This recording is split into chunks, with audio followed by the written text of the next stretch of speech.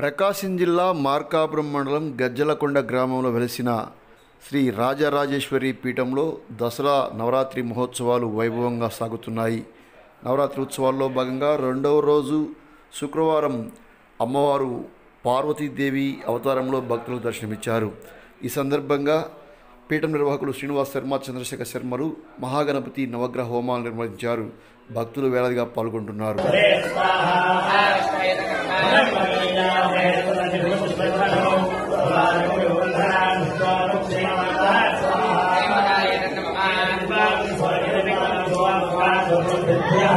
అగ్ని